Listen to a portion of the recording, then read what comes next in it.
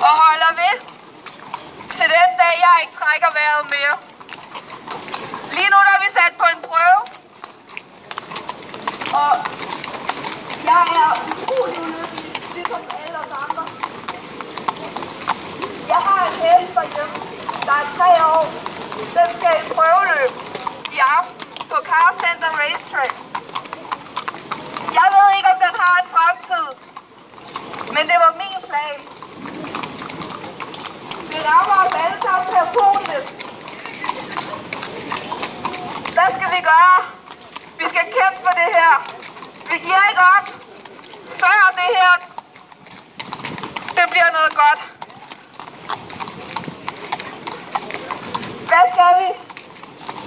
Vi skal kæmpe for det.